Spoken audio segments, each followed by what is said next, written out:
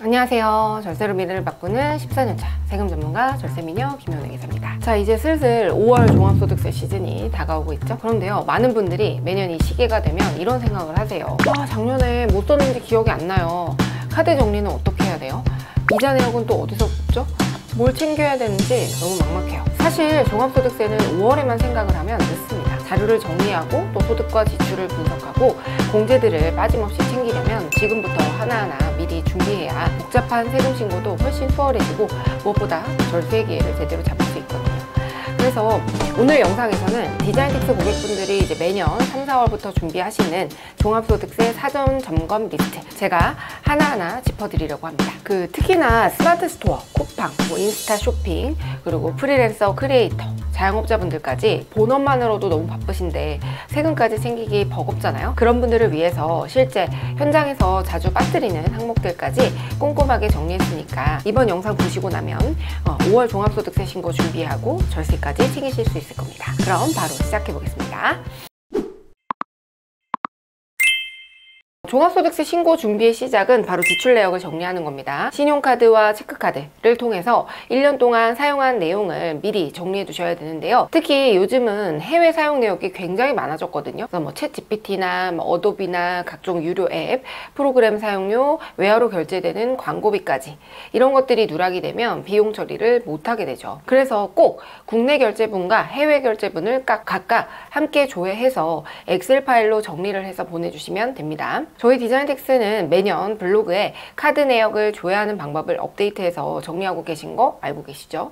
필요하신 분들은 꼭 참고하세요. 두 번째는 이제 차입금 이자 내역입니다. 대출이죠. 이자 비용은 대출이 있다고 무조건 비용 처리가 되는 건 아니에요. 사업용 대출에 한해서만 비용 처리가 가능하고요. 즉 주택담보대출이나 신용대출 같은 경우에는 해당 사항이 없으니까 주의하셔야 돼요. 이런 것들 비용 처리하시면 안 됩니다. 이자 비용을 비용 처리하기 위해서는 은행이나 보험이나 증권사에 문의하셔서 2024년도 동안에 내가 납입한 이자와 원금 상환 내역이 얼마인지 받아두셔야 되겠죠. 그리고 만약 대출 상환 계획이 있거나 하게 되면 이번 5월달 신고하는 소득으로 2026년 6월까지 적용이 되니까 미리 대출 관련해서 소득금액 요건을 확인해서 종합소득세 신고를 하셔야 돼요.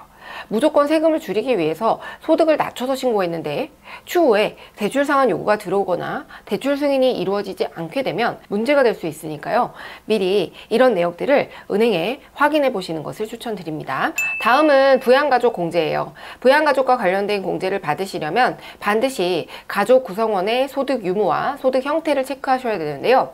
예를 들어서 부모님이나 자녀가 근로소득이 있거나 사업소득이 있다면 공제 대상이 아닐 수 있어요. 부양가족 공제를 받으려는 분들은 소득 내역을 미리 체크하셔서 이번 5월 종합소득세 신고할 때 반영을 할지를 체크하셔야 되겠죠. 또 하나, 만약에 가족 중에 장애인이 있거나 암이거나 희귀질환, 치매 이런 것들로 인해서 장애인 공제를 받기 위해서는 장애인 증명서를 발급받아 두셔야 돼요. 이 장애인 증명서는 의사 선생님과 진료를 통해서 발급받을 수 있기 때문에 특히 대학병원 같은 경우에는 미리 일정을 잡아서 받아두셔야 되겠죠. 예약을 잡기가 힘드니까요. 미리 준비를 해두셔야 됩니다. 보험료 같은 경우에도 사업과 관련되어 있다면 비용 처리가 가능한데요. 많은 분들이 이 보험료 납입한 내역 주세요 하면은 실비보험이나 암보험, 종신보험 이런 내가 든 모든 보험의 보험료 납입 내역을 보내주세요. 그런데 이거는 비용 처리하는 거잖아요. 따라서 사업장 관련한 화재보험이라든가 또 차량과 관련된 차량보험료만 비용 처리가 가능합니다. 그 외의 보험은 안 되는 거고요. 이 보험료 납입 내역서는 이제 금융사 같은 곳에 보험사에 요청을 미리 하셔서 받아두시면 좋고, 특히 종합소득세 신고 기간인 5월 달에는 사실상 업무가 굉장히 밀려요. 그래서 전화도 잘 안 받고 시간도 오래 걸리고 받는 데까지. 그래서 이런 것들을 미리 받아두시면 좋을 것 같습니다. 만약에 이제 사업용으로 쓰는 차량이 있으시다고 한다면, 구입을 했다면 차량 계약서, 리스나 렌트 차량이라면 상환 스케줄표를 캐피탈사에 미리 요청을 해서 받아두시는 것을 추천을 드리고요. 관련 비용이 비용 처리를 할 수가 있거든요. 물론 한도가 있지만요. 그리고 복식부기 의무자에 해당이 된다면 은행기록부 작성하셔야 되잖아요. 은행기록부도 반드시 준비를 해야 되겠죠. 그래서 언제, 어디에, 왜 갔다 왔는지, 뭐 키로수랑 이런 것들, 목적이 무엇이었는지 이런 것들을 기록해야만 차량과 관련된 비용 처리를 인정받을 수 있습니다. 만약에 임대인분이 간이가세자에 해당이 돼서 세금계산서 발급을 못 받는 경우가 있을 수 있는데요. 이 경우에는 2024년 1월부터 12월까지 임차료와 관리비, 송금 내역서를 이체 내역으로 준비해 주셔야 됩니다. 만약에 거주지가 사업장이거나 프리랜서에 해당이 되면은 거주지에 지불한 월세죠. 이거는 공제 대상이 아니니까 따로 준비하실 필요는 없어요. 비용 처리하시면 안 되겠고요. 자, 이제 거의 마무리 단계예요. 자, 막판에 놓치기 쉬운 기타 비용들도 몇 가지 체크해 볼게요. 먼저 경조사비인데요. 우리가 뭐 거래처 대표님이 결혼식이나 아니면 뭐 부고나 이런 것들로 인해서 조의금을 보낸 적이 있죠.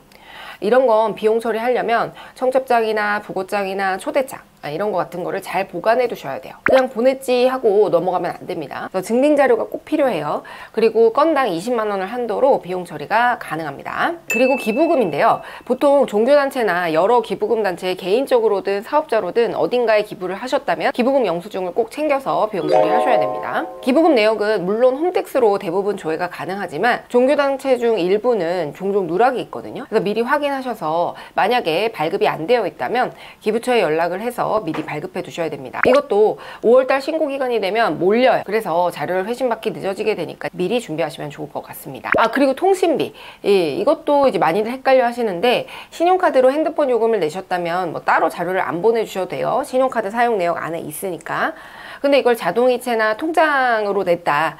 그렇게 되면 통신사에 요청해서 이 통신비 납입 내역서를 받아야 우리가 이걸 확인하고 비용 처리할 수 있어요. 이러한 소소한 것들이 모여서 실제 세금을 줄이는데 큰 도움이 되니까 한번 싹 정리해 두시는 걸 추천드립니다. 네, 지금까지 종합소득세 신고를 미리 준비하는 핵심 포인트 7가지를 알려드렸는데요. 이렇게 미리미리 준비해 두시면 5월 신고 기간에 당황하지 않고 정확하게, 그리고 절세 효과도 극대화할 수 있습니다.